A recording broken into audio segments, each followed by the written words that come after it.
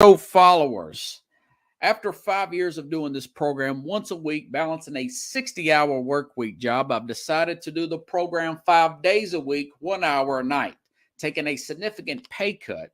So I've started a Patreon page, which is Patreon, Patreon/SportsScope, spelled the same way at the bottom of the screen you see there, for $5 a month, 17 cents a day. You can help support the program. You ask yourself, why Sports Scope? Well, I bring in such big names such as Al Borges, former Auburn offensive coordinator, and I cover the big news in sports that the corporate media will not cover. If you want to contribute more than $5 a month, you can go use the Cash App. The cash tag is Sports Scope, again spelled the same way, or you can go to the Zelle app, sportscope@gmail.com. SportsScope has about 5,000 followers and growing. If you want to advertise on the program, you can email me. The word is SportsScope, spelled the same way again, @gmail.com. Thank you and enjoy the program. Okay, now we are live here on All Links. Everybody, I'm going to have Jack Hirsch here on. In about 15 minutes, we'll go over the biggest stories of the week here in the wide world of sports, including Jack is a big Zion Williamson fan. Now, Williamson has lost a tremendous amount of weight, and we are in training camp in the NBA. A lot of big name players coming back. I was wanting to ask him his thoughts on Williamson coming back and how far he thinks the Pelicans can go, because he does like the Pelicans. And also, I want to make an announcement. Next Wednesday, stay tuned to this program. Al Borges, the author of The Night of the Tiger, Borges, the former offensive coordinator for the Auburn Tigers here, will be talking about his new book, which is technically out. I've ordered it. It is on its way. It's a hard book cover there. And I'm going to ask him about, the college football game right now, and what does he think about these quarterbacks coming into the NFL? A lot of big name quarterbacks. This is supposed to be, unlike last year, a very talent-rich quarterback-based draft. Ask him about that. And so, like I said, I'm going to have Jack Hirsch here. I'm going to ask him a few of the things I've been talking about all week, plus Victor Wembanyama. Victor Wembanyama. This is the French phenom, 7 foot plus player here, coming out of coming out of France. He's having a season so far. You've got LeBron talking this guy up. I'm going to ask Jack, what does he think about this guy? What has he read about him as well? But first, let me say this. We talked about this earlier in the week, is fear is immobilization, okay? Which means if you are scared, you are so petrified to make a move in your life, whether it's going after something you really want, whether it's not just career, marriage, going back to school, job change, walking away from someone you don't want to be with anymore, but too insecure to leave. Fear is immobilization. It will keep you from making a big move. And a very sad event I found out happened this morning. For those of you who know me personally, I've been driving for 7 years. And for the majority of this 7 years, I've been working 12 to 14 hours a day. I listen to a lot of sports talk, political talk, comedy podcasts, you name it. And these guys, Bernie and Sid, for those you don't know, Bernard McGuirk, he died this morning. I found out he died this morning. He had been battling. These guys are from WABC, but originally, when I first discovered them, they worked with Don Imus, who worked under WFAM, the largest local, most popular local sports talk radio station in the country, back in the early 2000s, and under Mike and the Mad Dog. These guys are huge in New York. Now, Mad Dog Russo, now he worked some on First Take with Stephen A. Smith. These guys all worked together at the same station in the early 2000s, okay? And for those of you who don't remember, Imus got in trouble for the Rutgers off-color comment that he made, but his whole staff was fired. This guy was a producer for that Imus show, okay? And so he leaves there. Long story short, they get another job at WABC and Fox Business a few years later. He worked with Sid Rosenberg. Sid Rosenberg he also got himself fired, had some drug issues, and made some off-cuff comments. He got fired, moved to Florida, moved back, and they all got back together around 2016, okay? And after they got back together in 2016, Bernie and Sid got an opportunity to do a program on their own. And I'll tell you what, two programs in, I realized how talented Bernie really was. The former producer for Don Imus since 1986 is what I found out today, okay? And then later on, I found out that Imus did not want this guy who had helped him so many years to come back and work. But the people from some of his biggest guests, Bo Dietl, the management, they all wanted to bring Bernie back. So he comes back, and eventually these guys get an opportunity to do their own show. But my whole point is the talent was there the whole time. This guy, Bernie McGuirk, could have been another Sean Hannity level type of guy, in my opinion. He could have been impossible close to a Rush Limbaugh or Howard Stern level. Very funny, astute guy. But he was too afraid to break off by himself. You know, he was simply too afraid to go out on his own because he didn't want to take that small job and make that less money. He didn't have the inner confidence to do so. And that's what I think about all morning this morning. You know, fear in life is immobilization. If you want something, do it. Life is very short. You never know when your time's going to be up. And like I said before, the happiest times I'm having right now is right now doing this program 5 days a week.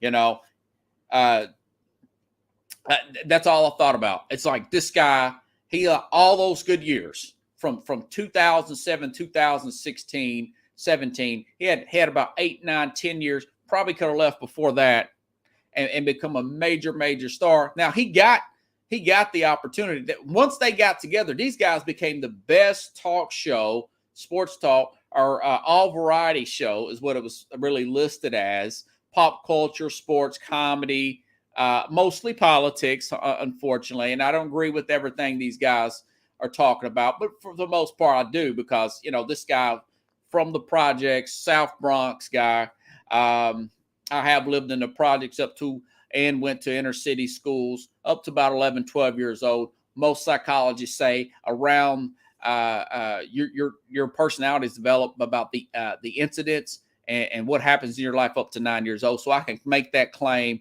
and I've got the paperwork. You can back me up on that. But this guy did too, Bernard McGuirk. And you know, like I said, they got on top in 2020.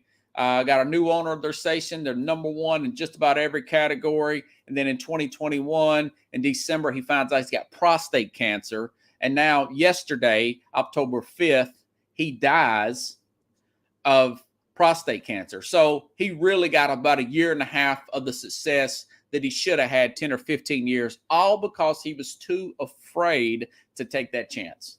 Could have been 20 years, you know. And I guess the other moral would be get yourself checked out. If cancer runs in your family specifically, you might want to get yourself, for somebody who never goes to the doctor, who avoids it, because us guys like Bernie, we simply do not want to take the time. We don't want to wait in line. We don't want to get off work. We just want to go and do our thing and run that rock. You know, we want a task and we want to do it. We don't want to stop for anything. Well, that's why most women live longer than most men. I think it's about like 7 years. So didn't mean to get off on a tangent about that. This is somewhat of a sports related story because he did work with Sid Rosenberg out of WABC. And Sid's a big sports guy, and he's really upset today. I've listened to him call on the program. He's 55, and Bernie was 65 or 64. He's going to be 65 this month, and he didn't quite make it to 65. Born in 57. He's about a year and a few months younger than both of my parents. But the guy had the talent. He had the talent. He had the work ethic.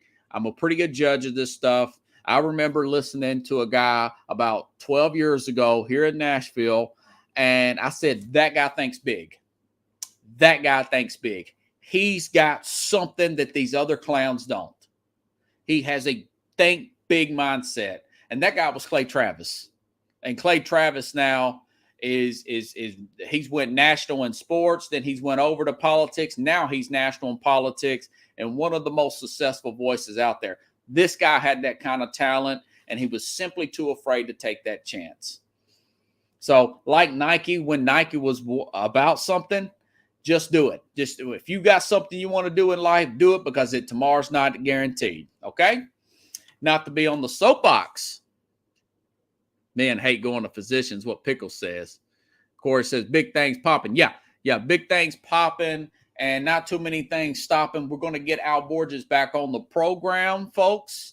And we're going to get back on the again in a couple of weeks. I'm going to have Mike Westhoff on here. I've just about finished his book. And next Wednesday around 7:15 Central Time, I'm going to bring Al Borges back on. I'm going to ask him something he might not want to hear, and that is, why is this hardback cover $40? I'm going to ask him that. That is expensive. I'm going to have to put mine on layaway. Just kidding. I've got it in Amazon. It's on the way. I'm going to get a big jump on it, read it, and probably give it to my dad. Dad, if you watch and don't buy the book, I'll give it to you for a Christmas present. Since it's October, he's had some delays, but I could tell he's really excited. He wanted to come on. I was wondering about bringing him on after I read the book, but he wanted to come on. I'm going to ask him about some of these quarterbacks in the NFL and in the college game. This could be 5, 6, 7 quarterbacks in this class that could potentially be starters in the NFL. And Lord knows there's a few teams that need quarterbacks. Washington, Indianapolis. I know Geno Smith is having a good season. Seattle. This guy knows the college game really well. I'm going to ask him about Michigan. Al Borges covers every Michigan game, every single play, goes to the stadium. Urban Meyer is talking about how fast Michigan looks this year compared to years in the past. Former Ohio State coach is giving props. I'm going to ask him about, can Michigan really make a playoff run? What does he think about the coach for Kansas? This guy, Kansas, has been dreadful. Dreadful is an understatement for the University of Kansas. And, this guy, I cannot believe Kansas, they're beating people. They're beating people. Coaching's a big deal in the NFL. So, hardback. Yeah, it's a hardback book. And, I don't believe in Gino Carlos said. Yeah, and he's got a really high quarterback rating right now.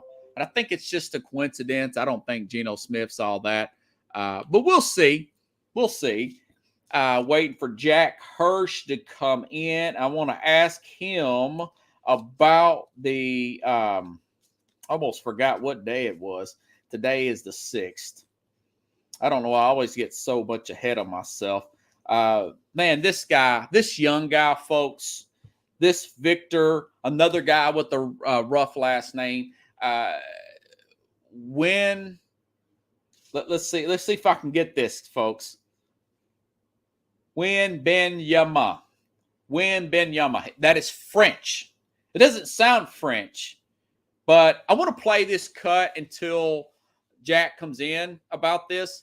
This is what LeBron said about this. Is how much hype this guy's getting. This was for LeBron today. Gracefully is on the floor. 7-4 or 7-5 or 7-3, whatever the case may be. His ability to put the ball on the floor, shoot step back jumpers on the post, step back threes, catch and shoot threes, block shots. 7-4, 7-5 on the post. He's I'll just sum it up this way. This player reminds me of a 4-inch taller. Yes, I said it. 4-inch taller Kevin Durant. I'll bring Jack Hershey and get his opinion. Hello, Jack. Welcome to the program. I was just talking. Hey, Mike Tyson shirt. We got to bring Mike on. Hey. We can bring Mike on the show, Jack. No, not really. I mean, Mike, come on, man. I mean, Mike has spent time with me in the past, but it's been a few years. Yeah, we'll offer him a few beers. We'll keep him company. Hey, let me ask you about this guy, Victor Wembanyama. This guy's got a lot of hype since LeBron James. LeBron James is even saying nobody's seen anything. That I don't know if you've seen that video. He was walking through a metal detector the other day. He had to duck his head. That's how tall he is. He's hitting step back threes. He's about 7'3", 7'4". Reminds me of a taller version of a Kevin Durant type of player. What is your thoughts on this? Would you trade the farm for a guy like this? He's really got a lot of hype, man. No. I can't on height. You know, the tallest athlete I ever saw in person was the Dikembe Mutombo. I saw him actually at a charity affair, the Atlas Foundation dinner. Hi, Corey. The Atlas Foundation dinner on Staten Island. And I was just looking at Dikembe Mutombo from a distance. Man, is he tall.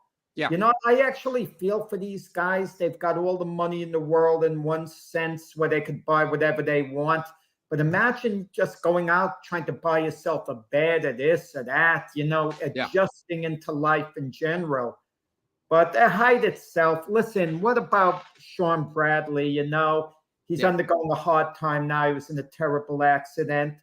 You know, he was a okay NBA player, but nothing special, that's for sure. But he was 7'6", and when he came out of BYU, he came out the same time that Chris Webber came out, and there was a school of thought that Sean Bradley might actually be better because, you know, he had athleticism and that height. You know, you hear 7'6", you know, your mouth waters. Well, this guy, I don't know. I mean, you'll probably see more video on him. He's very skilled. He kind of reminds me of the guy that his mind is slipping my mind. He just came over from the 76, Ben Simmons. He's got handles like Ben Simmons, but he's got touch like a Kevin Durant. Now, he's got that real thin frame like a Durant. And, of course, LeBron's saying, you know, only issue could be injuries with this guy. Yeah, I mean, I don't know. I can't say on that. You know what I mean? I'm not going. You're not a scout. Okay. But you are a big really. I'm very opinionated, but sometimes when I back off a little bit, I can't say. Yeah. No, I hear you, man. No mention on my part at all. Yeah. I take the fifth. I'll say that you're the guy who said he was going to be totally garbage after he makes his first All-Star game. No, I just figured you may have been keeping up. Now, you are a big Zion Williamson fan. Jack. Now, Williamson has supposedly lost about 25 or 30 pounds. He looks really good in training camp. Now, how successful? Now, this team made it to the 8th seed. They finished as 8th seed last year. Where do you think they can finish in the regular season? They've got Brandon Ingram, CJ McCollum on that team. What do you think about the Pelicans?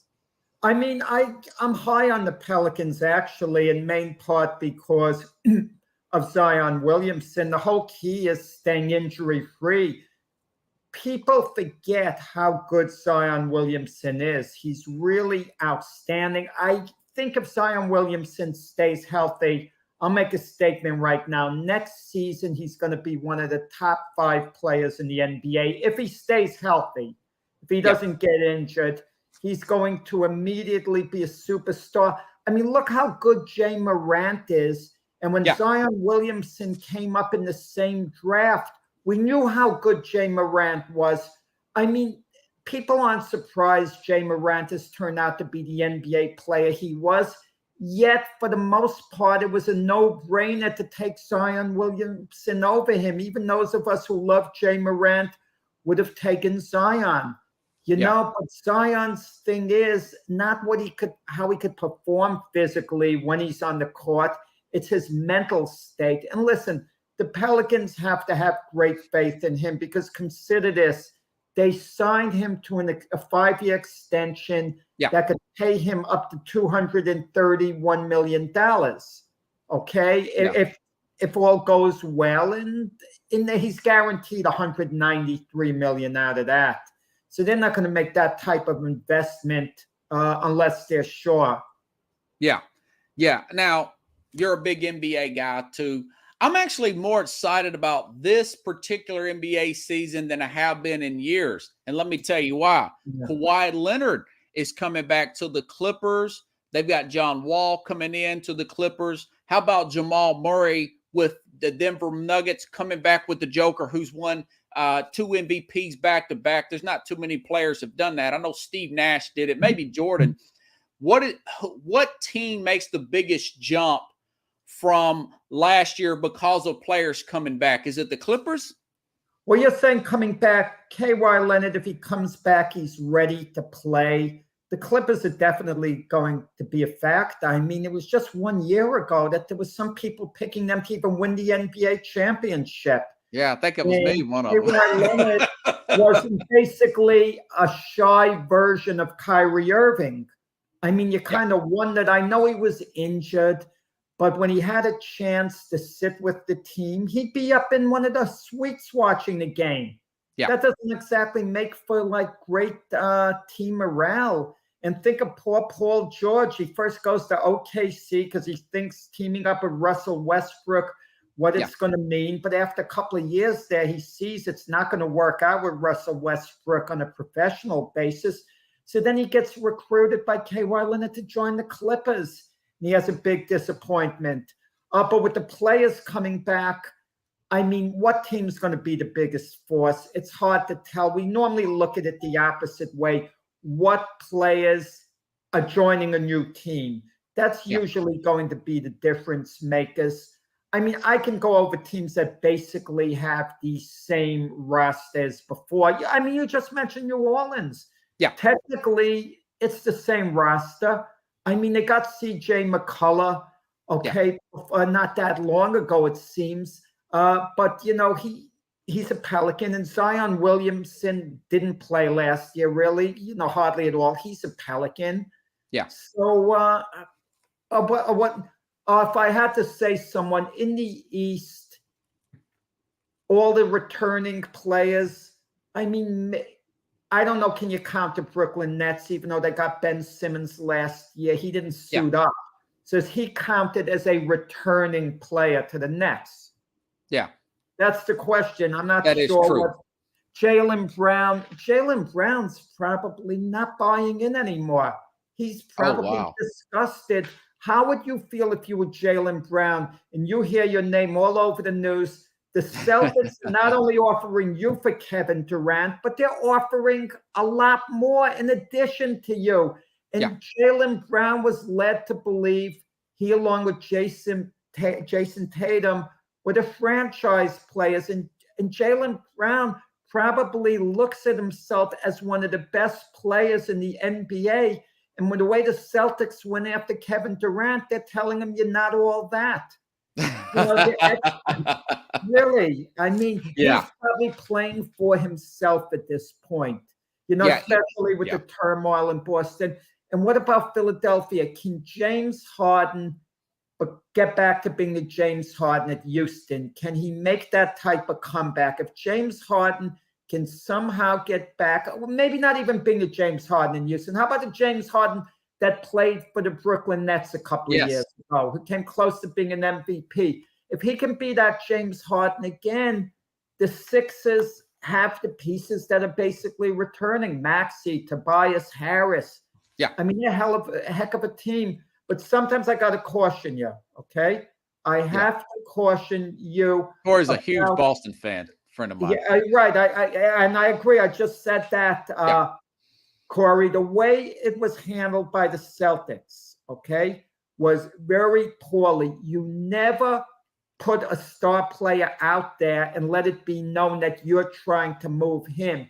There are ways to do it in a very quiet, sneaky way. Passive-aggressive way. No. The Celtics never had to mention their name. All they had to do was call up and say, what can we do to get Kevin Durant? And then the Nets, of course, would put together a ridiculous package that the Celtics at least would initially have to turn down, because that's how it normally works. Yeah. But the Nets would mention Jaylen Brown. And the Celtics would say, "Oh, we don't want to part with Jaylen Brown. He's great. We don't want to part with him." And then the Nets say you have to. But this way, the Celtics could go back to Jaylen Brown and say, "We told the Nets we don't want to part with you." let it be known public. We don't want to trade Jaylen Brown. You play it off, even though they really would trade him for Durant. Plus, you make it seem a certain way. Well, they've been watching shows like mine. I brought up Jaylen Brown for Kevin Durant from the early get-go. Here's what I do if I'm Boston. If I'm this young 34-year-old coach and whatever assistant he brings in, it's probably an older vet assistant to kind of help him out. I get a picture of a championship ring and I blow it up as big as this, and I say, let's put our egos and our feelings aside and let's go out and get this ring. I didn't put you on the trading block. I'm 34-year-old assistant coach who came in for Aduke because he had some personal issues and some unprofessional issues kind of come into play. Let's go out and win a championship because we know we got the pieces to do it. Can I tell you something? While you were talking, Robert, I was visualizing, fantasizing. You were the Celtic interim coach, and I was fantasizing I was Jaylen Brown. I was listening to your speech like I was in the locker room. That's what Pat Riley would do. You know how much of an effect your speech had on me? Zero. I looked at it. Don, don't give me these speeches about the rings. You were looking to send my rear end out of here, this organization. Well, I don't want to hear you're an interim coach. This organization is all bleeped up with what's happening with the coach. You wanted to move me. You wanted to trade me. Yeah, I'll play hard. Yeah. I'll try to play well, but I'm doing it for myself. I'm more concerned with my individual performance than I am for doing anything for this organization, for this team. It's my individual performance that comes first. Yeah, I want to win, but first I look out for Jaylen. Jaylen's the most important thing. Not the team. That would be my attitude. God, you are so pro play. What I would say, Jack, would be is that's over my pay grade. If I'm the coach, I'm saying that's the guys upstairs. Us versus them, like Phil Jackson did with whatever that guy's name was. Michael Jordan. No, the general manager. Oh, Jerry Krause. Yeah, Jerry Krause. Well, listen, there's a big difference involved. There's a method to that madness. Coaches have been known to do that. They pit players against media. Exactly. Phil Jackson, he pitted his players against Jerry Krause, who, even though he was an effective GM, a good GM. Yeah, he was good. He was a bit clownish. Yes, he was. A bit clownish in his ways. And Jerry Krause should have maybe stood up to Michael Jordan, not joked around with him. Or if Michael Jordan commanded such power, don't put yourself in that spot. Don't travel with the team. Yeah, I don't know why did he do that for? At some point, if I'm Jerry Krause, I would have met with Jordan in private and say, look, you've been ridiculing me. It's really hurtful what you're doing. There's certain things you want to do to improve this team. Yeah. It's in my best interest to have a good relationship with you, but it's also in your best interest to have a good relationship with me. and and work behind closed scenes, but don't go there and exchange jokes with Michael Jordan while he's calling you the little fat man. Don't say Earl Monroe's a better player than you are. Come Yeah, on. they were bullying him around and stuff like he's some kind of kid or something. Well, in a way, listen, he wasn't a player's GM. Listen, he was looking to move Scottie Pippen and trade him at various points. Yeah. And it was an ugly scene. But listen, the Bulls won, bottom line. Yeah, they won bottom line. Now, since the last time we talked, Jack, Aaron Judge has hit 62 home runs. Here's my argument. Some of my audience has heard this about 5 times this week.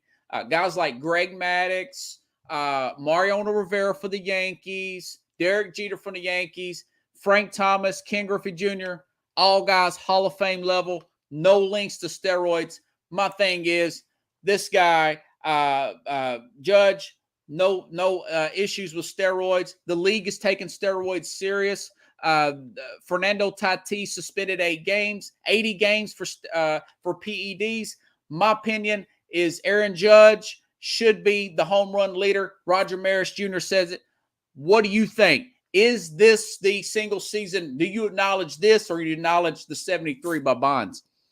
I acknowledge the 73 by Bonds. God. I'm going to tell you why.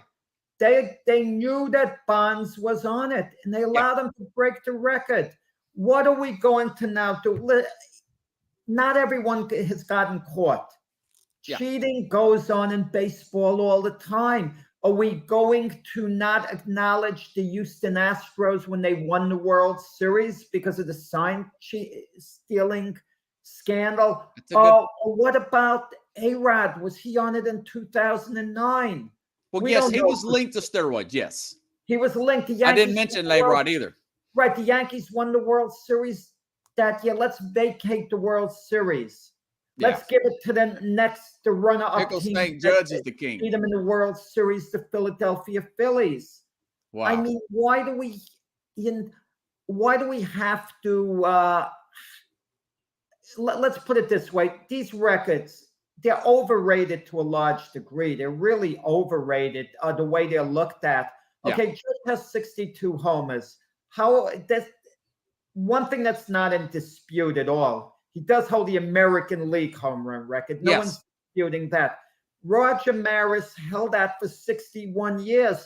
That's how records should be looked at. How many years someone has held a record for how long? Yeah. I mean, listen, records are nonsense to a degree. Cy Young, 511 career victories. Yeah. I mean, what was he pitching? Who was he pitching to? His neighbors or something to get all those wins? I mean, who wins 511 games? I mean, is anyone ever going to break that record for games won? I mean, that is the safest record in sports. 511 wins. I mean, come on. So let's say, should we have a modern record that should be looked at as being the record? Should we disregard Cy Young's 511 wins? Because it's so ridiculous. Yeah.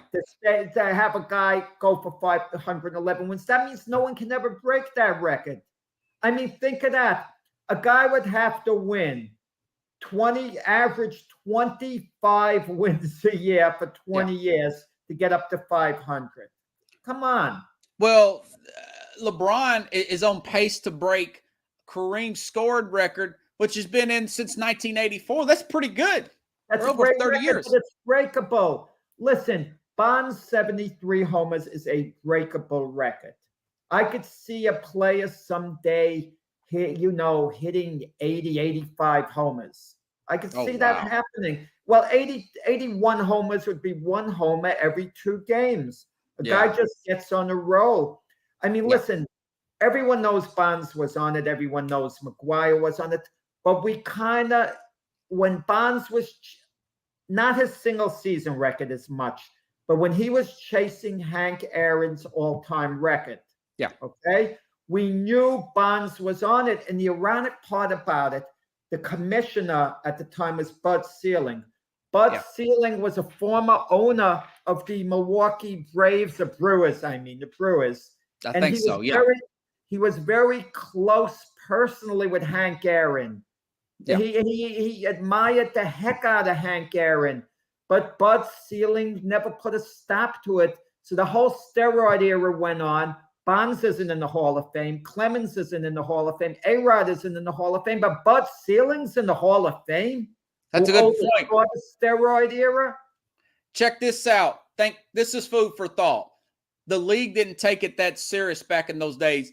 Think about 2005 when Rafael Palmeiro gets caught after he points his finger in the camera and says, "I didn't do any steroids. I never done steroids." This is in March of 2005. In August, he gets suspended for, guess what? Steroids. He only gets 10-game suspension. Fernando Tatis gets 80-game suspension. The league takes it more serious now. I feel like the league is much more cleaner now than it was even 15 years ago, Jack. So that's another way. They're trying harder. The 80-game suspensions. Yeah, it's definitely reasonable. Rafael Palmeiro is a forgotten great. If he didn't get caught, okay, he'd be in the Hall of Fame now, without question. But the thing with Rafael Palmeiro, which really ticked people off, it was less him being on steroids. He wagged his finger. You don't wag your finger. He wagged his finger at the camera. Right, the way Bill Clinton did. I did not have sexual relationship with that woman. He wagged his finger. When you wag your finger, that's like putting someone in their place. You better listen to me and sit down, because I'm telling you the truth. And if you lie with finger wagging, you kind of lose all credibility. In Congress, Jack. Pete Rose. People forget about Pete Rose. When he was first asked about gambling, he had a meeting with several baseball officials, the commissioner, Bart Giamatti, Peter Ueberroth, who was later commissioner and also headed the Olympic Games, and a few others. Yeah. And they heard rumors about it, but they wanted to hear from Pete Rose. And Pete Rose had a great reputation at the time. Charlie Hustle, he was managing the Reds. Yeah. And Pete Rose made it clear to them it's a complete lie. I never bet on baseball. Had Pete Rose confessed in that room, he would have gotten a light penalty.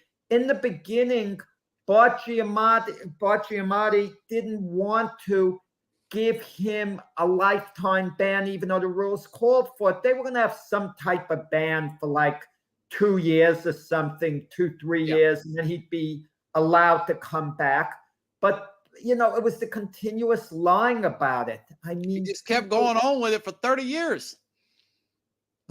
Well, obviously, but it should have had nothing to do with the Hall. But that's another question too. But just getting back, Aaron Judge himself says Bonds holds the home run record. Now, this is interesting. Aaron he's just being a nice guy. No. He grew up a Giant fan. Yeah. He idolized Barry Bonds. He said he used to stay up late to see whether Bonds can, hit the homers. So he loved the whole adventure. And keep this in mind, in San Francisco, Bonds is considered predominantly clean. The rest of the country, he's dirtied up. They love him in San Francisco, put it that way. They don't care what he did wrong. He's an idol there, popular there. It's over the rest of the country, they're kind of like mixed reviews. Oh, man. With the Balco stuff, the book, The Game of Shadows, I mean, it's huge head. Why do we get these athletes like Bonds say they unknowingly took something? I would love for a guy to come forward and say, I knowingly took it. I thought it would give me an edge. I think other guys take it. I'm not going to lie. I thought it would help me perform better. I thought I could get away with it. Now I got caught. I got to face the consequences. Cam Caminiti did. Remember that? Cam Caminiti? He admitted it. Yeah, he admitted it. Yeah, which it could be a good thing, but I'm talking about even guy. He was a high-profile player, but guys even off a higher profile. I'd love for them to put it. Clemens embarrassed himself. He admitted he took it when he finally got caught, but I don't know. You want to know something? Today, President Biden's signing into law something to give a pardon to everyone who was convicted of in the federal case of marijuana use. Okay. Okay, to get he's going to pardon everyone. Is Okay. there ever going to get? Let me ask you: is there ever going to get to a point where there'll be a way to pardon all the steroid users? Because it might get to the point someday. What happens if the steroid using becomes legal? Yeah. And let me ask you this. I don't know the answer to this. I'm fuzzy on it. I still am. When Mark McGwire hit the 70 homers, was it legal what he was taking? No, I don't think so. And Jack, you listen to a lot of these post-game shows like I have. I'm sure you've heard Mark McGwire, Jose Canseco, even Roger Clemens, you're a Yankee fan, I think, right? They're taking these big, deep breaths 20 minutes after the game, Jack. You could tell they're pumped up on steroids while they're playing the game. The 2000 World Series, he throws part of the baseball bat at Mike Piazza.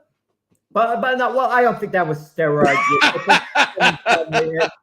Let me throw this by you. I mean, I'm not advocating Clemens' innocence in any way, shape, or form when it comes to steroids. But if you were you knew you were innocent and you were accused of taking this stuff, what would you do? You would go to court of law. You do everything to try to clear your name.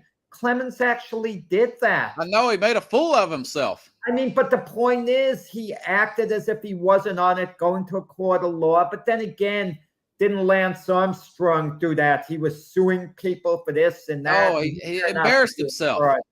Yeah. Yeah. Hey, let me ask you about this Rams game coming up. The Rams are playing the Cowboys. I'm sure you've heard the comments, Jerry Jones. Now, what is your opinion? Dallas, and they got a really good shot, man. I think I'm going to take Dallas in them 4 points. They go up there and beat the Rams. In your opinion, what do you think Jerry Jones does with the Cooper Rush, Dak Prescott? Is the game in Dallas, L.A.? It's in L.A. In L.A., yeah, I forgot for a moment. You know they got a lot of fans out there, though, in L.A. Oh, yeah, well, right. A lot of Dallas Cowboy fans. That's what I'm saying, a lot of Dallas Cowboy fans. Because I know they don't have too many Ram fans there in stadium. Interesting game. You kind of wonder about the Rams. Are they going to round into form? I mean, what are they now? They're 2-2 right now, I think. Well, they got pretty roughed up Monday night. Right. But you wonder, are they going to round into form at some point? You know, you have a Super Bowl hangover. You don't have all the preseason games the way you used to have it. Some teams get off to a slow start. I mean, I can't forget a couple of years ago, the Tampa Bay Buccaneers, when Brady joined at one point, they were struggling, and then they rounded into form and didn't lose the rest of the way. That's something. It sometimes happens in the opposite way. A team gets off to a great start, and then they unravel the way the Arizona Cardinals did last year. It's an intriguing game. You want to know something? Dak Prescott, he's not going to be back for that game against the Rams. No, he's not going to play. He's not going to play Sunday, but there's a chance he could play against the Eagles. Well, we're not talking about the Eagles. We're talking about the Rams here. Right. Yeah. Well, I'm saying, what if Cooper wins? I don't think Cooper Rush, going against that defense with Aaron Donald and company, who are probably pretty ticked off over the way they've been playing, and they're 2-2. They know they kind of need this game because, you know, they don't want to fall a couple of games behind the 49ers. I'm going to have to go with the Rams in this game. Yeah. But what do you think, Jerry? Say, hypothetical, Dallas wins next week, Tuesday, Dak wants to go practice. Does Cooper Rush start, or does Dak? What do you think Jerry does? Wait. Are you telling me? I'm asking you now. You're telling me it's Jerry Jones' decision who the Cowboys start at quarterback? He keeps talking on the radio every week, Jack. Well, Jerry likes the camera. It keeps him relevant. He likes to speak to people. I saw the same nonsense go on in boxing with my sport with Freddie Roach when he trained Manny Pacquiao. I'd see my fellow members of the media be all around Freddie Roach. Him, Pacquiao's training. He'd be saying, well, we might decide to fight him next, and I'm Yeah. thinking to myself all off on the side, Freddie, you're a wonderful trainer, but you have zero authority to manage that fight. They don't even consult you, Bob Arum, the promotional Yeah, group. Bob Aaron, yeah. Yeah, I don't think. I think as a courtesy to Jerry, yes, Mike McCarthy, he knows Jerry Jones and Stephen Jones are very involved owners. He lets them know. They leave it up to the coach. They will let Mike McCarthy know and the team physicians when Zach Prescott is ready to play. Whenever he is ready to play, he's going to play. It's that simple. The medical staff is really going to make the decision. Jerry Jones is waiting on the medical staff. He's not going to overrule the medical staff. He's how big an ego he's got, Jack.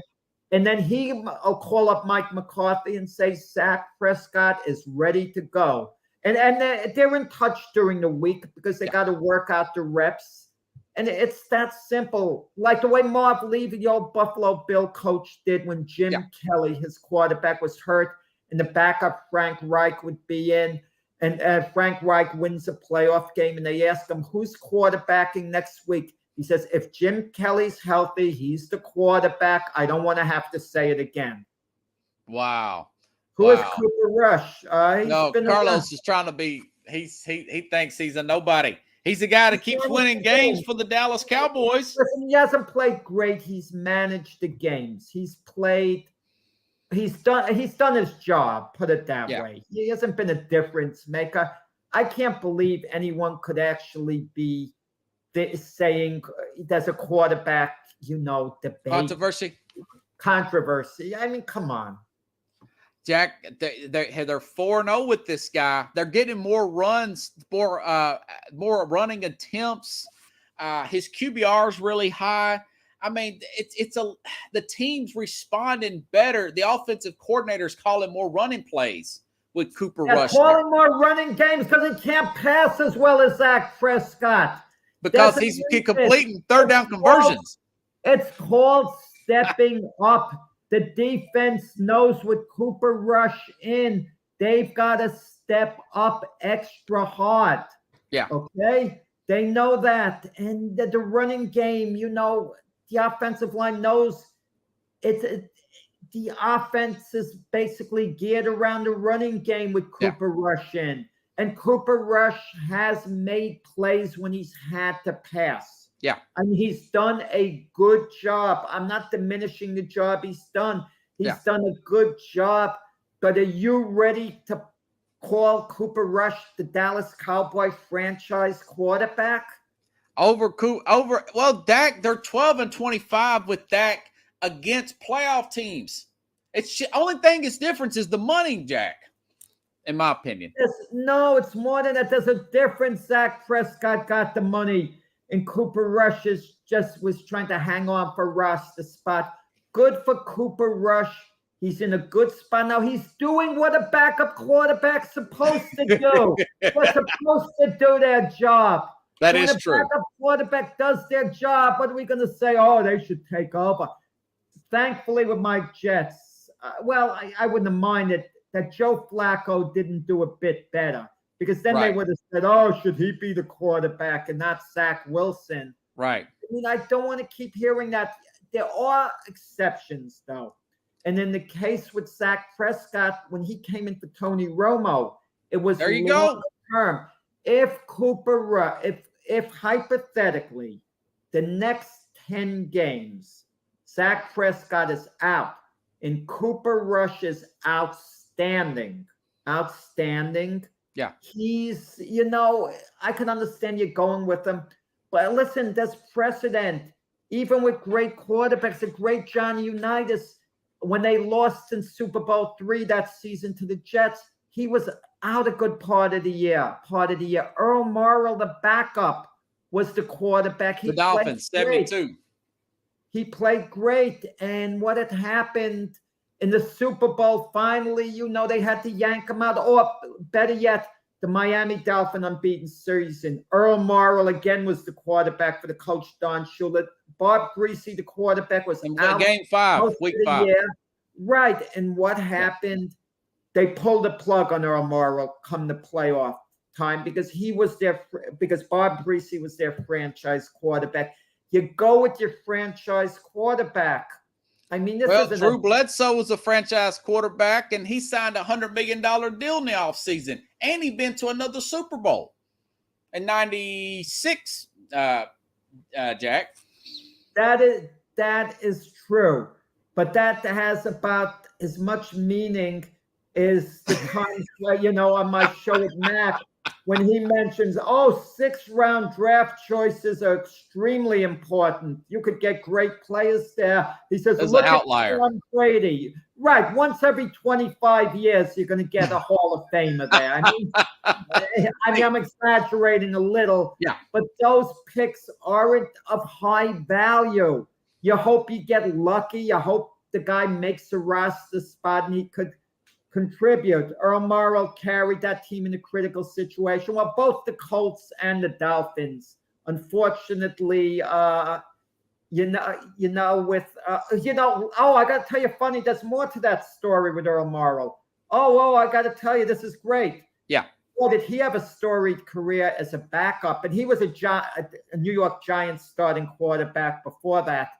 But Earl Morrall, 2 years after they lost to the Jets in the Super Bowl, and he was terrible. The Colts are back in the Super Bowl. They're playing the Cowboys. Johnny Unitas gets injured during the game. Earl Morrall comes in, and the Colts win the game. Now, Morrall really didn't do much, but the idea he was there to talk about a bit of a happy ending. Yeah. So let me ask you this. Speaking of happy endings and great quarterbacks, it came out that Tom Brady and Gisele have gotten divorce lawyers, as in the New York Post. Do you think this is going to affect Brady's play? And what would you recommend Brady do in this situation? Is it going to affect Brady's play? Wow. Some people could what's it called? Compartmentalize, like Kobe did. I always use the term departmentalize, and corrected me. On a compartmentalize. Some people do it better than others. Yeah. Wow. I don't know if I could do that. There's so much time that you're not on the field. You're sitting there at night looking at the playbook. Right. You mean to tell me his mind isn't going to wander? He has all this around him, wondering how the kids are going to take it, this and that. I mean, this is a unique situation because by reports, Gisele has a lot more money than he does in her career. 400. He's only worth 250. The 250, but it's not about the money. No. And Gisele, seems to have been a very loyal wife. But the problem here is no one plays till they're age 45. This should have worked itself out years ago, where Tom Brady's performance would have been slipping like any older player, and he would have had to retire. Yeah. And then he'd be around more. Okay. And everything would be okay with the marriage. We don't know what's going on behind the scenes. On one end, we could say, well, it's a personal thing. It's their business. But then again, it's all over the nose. And Tom Brady is very much a public personality with what he's bringing to the team. When you're absent 11 days from the team, I mean, that's pretty big. And the thing about Brady, and this is going to sound cruel. Yeah. This is going to sound very cruel, and I would not say it to his face. That's okay. No, I would not say it to his face because I respect him. But as cold as this is, he really is putting football ahead of his marriage. Yeah. Well, I think that's pretty much what he's saying. I mean, guys were that different.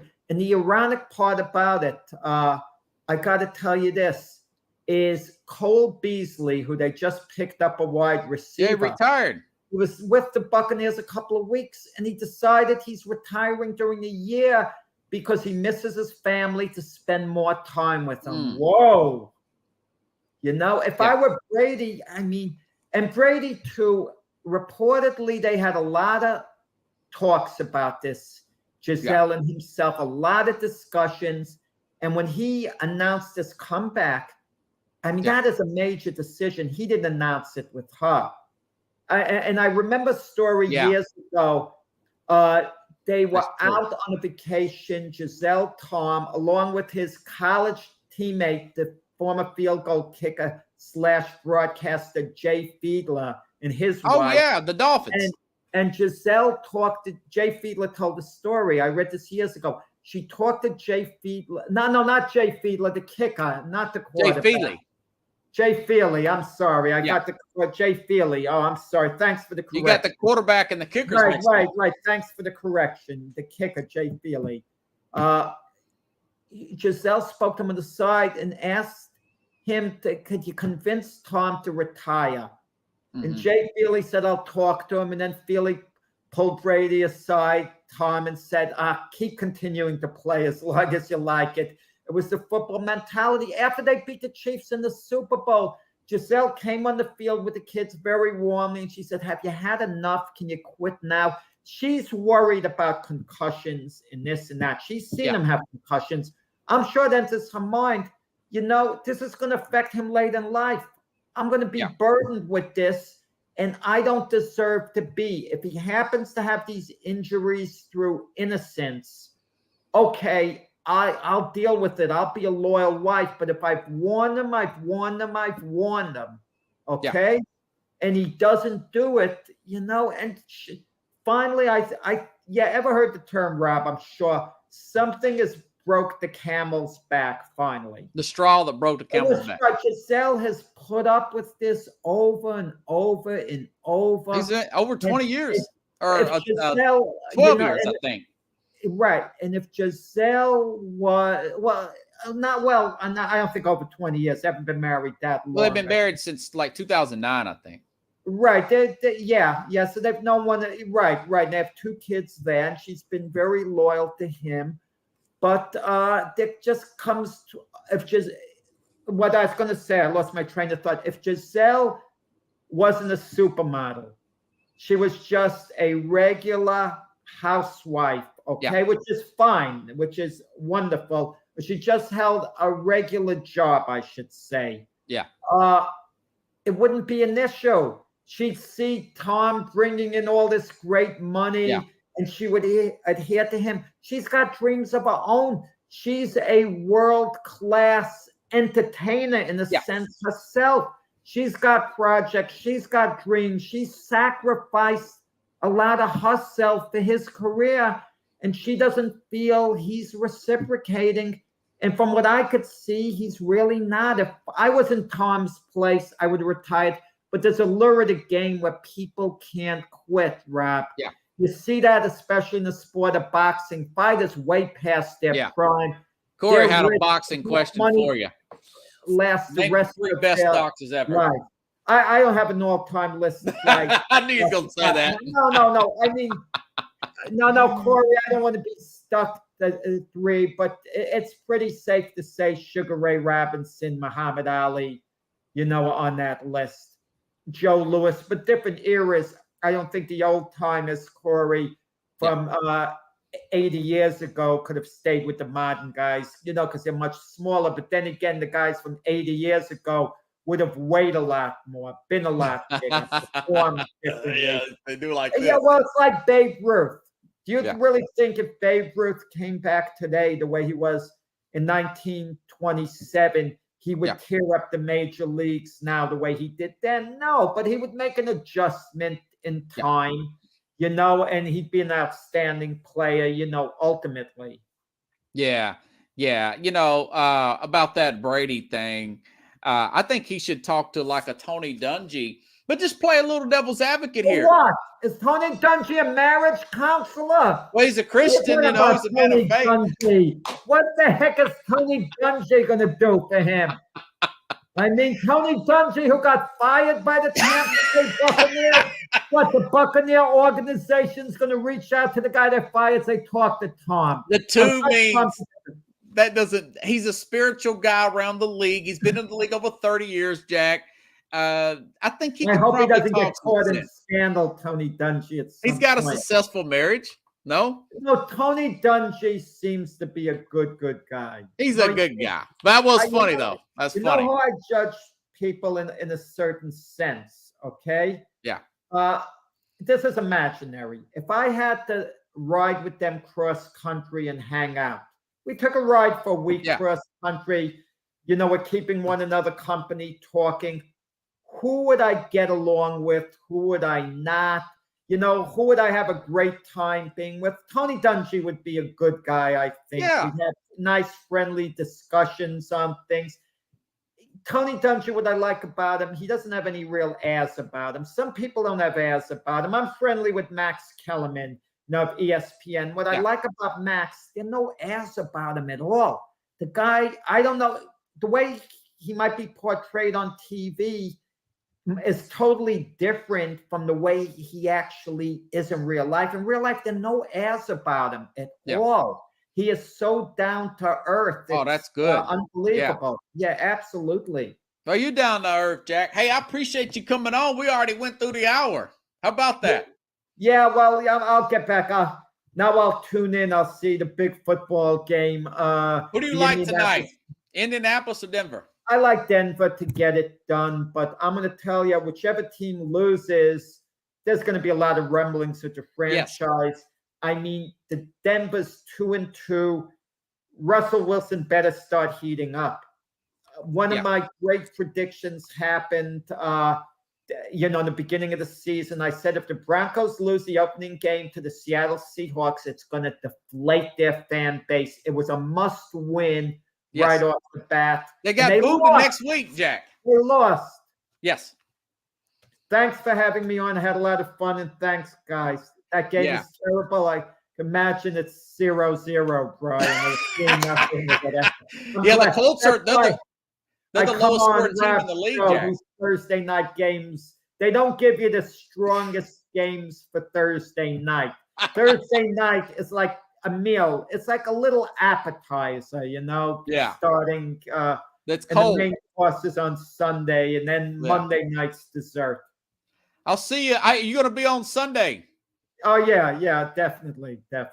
Appreciate it, Jack. Hey, have a good one. I appreciate it. And Brian says Amazon paid a lot of money for garbage games. Yeah, well, listen, I don't know what the ratings are. Maybe, Brian, next week you can look it up and let us know they're getting good ratings and is it worth it to Amazon.